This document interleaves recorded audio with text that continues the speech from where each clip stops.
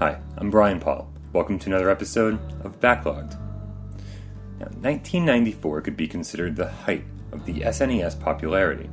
It was the year of Super Metroid, Final Fantasy VI, Earthbound, Killer Instinct, and even the first Donkey Kong Country. It would be easy for a good game to get overlooked in this kind of gaming environment. Our topic today is one of those games, the conclusion to the Gargoyle's Quest trilogy, Demon's Crest. The quality associated with the Capcom logo in 1994 can't be overstated. Street Fighter, Breath of Fire, Rescue Rangers, Bionic Commando, DuckTales, Final Fight, Legendary Wings, Little Nemo, Mega Man, Strider, the list just goes on and on. And while Demon's Crest is certainly deserving of the Capcom name, it sure messes with the Gargoyle's Quest formula. Demon's Crest sets the tone from the get-go. Gone is the bright, colorful palette from Gargoyle's Quest 2, replaced by darkness, shadows, and all the ambiance of a satanic church. In fact, there are a lot of rumors about this game being returned en masse by parents outraged by the disturbing setting and imagery. And the music couldn't have helped. Most of it, although beautiful, is reminiscent of a creepy pipe organ in a big old church. Yes, it's creepy, and yes, it's awesome. This boss fight is the very first thing that happens in Demon's Crest. Sure, it's easy, but it lets you know from the very beginning that this game isn't messing around. In fact, the first level feels a bit like Ghosts and Goblins, or Ghouls and Ghosts. And look, there's even another boss.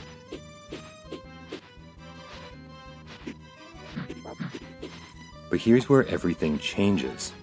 After beating the first level, Firebrand takes to the sky and the world map is displayed in glorious Mode 7. It's not technically open world because certain levels don't appear until certain others are beaten. But it's very cool and immediately reminded me why I love the Super Nintendo so much. Another change for the series? Look, there's a town. There's only one, but there are things to buy and NPCs, and it gives you the sense that this is going to be a pretty grand adventure. It should be noted that Firebrand has 5 different gargoyle forms, each with unique powers, all necessary to progress through the game, and you're rewarded each one after defeating certain bosses. Combine this with the wide open map, and you've got yourself a variation on the Metroidvania genre. Unfortunately, this is where my list of complaints begin. Exploring the map can be a pain. There are secret areas with no way of finding them outside of trial and error.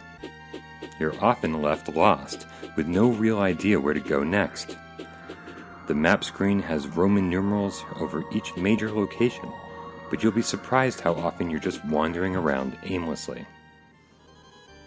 And even if you know your way around, you'll still be spending a lot of time in menus, switching back and forth between different gargoyle forms.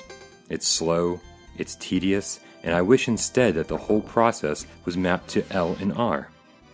Maybe not possible at the time, but it pulls you out of the game, and in a game where you die a lot, it's a flaw that shouldn't be ignored.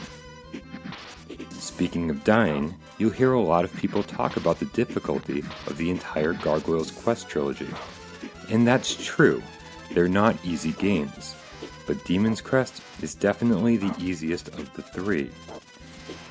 The hardest part is just trying to figure out where to go next and hitting each level in the right order. But that's fine, because it all doesn't last very long. I'm playing through, having fun, I kill a boss, and bam! 90 minutes in, it's over. I beat the game. Wait, what? Yeah, the ending played, the credits rolled, I'd only gotten half of the power-ups, no talisman, and almost no spells or potions. But I looked it up. There are 4 endings to Demon's Crest.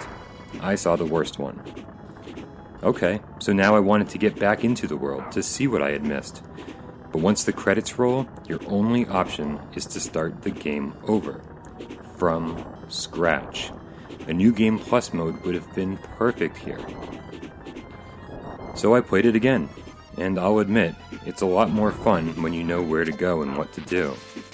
And 3 or 4 hours later, I saw a better ending. Apparently there are still 2 more that I haven't seen, but at this point, I've seen enough of Demon's Crest World, and I've beaten it twice. And without a New Game Plus option, I'm kinda done. It sounds like I have a lot of complaints about Demon's Crest. That's because I do. I can't help but think of the beautiful graphics and the amazing soundtrack that are hampered by some rough and glaring game design decisions. It's a game that I think everybody should play, despite its faults. I wish it was better, and I really wrestled with the score.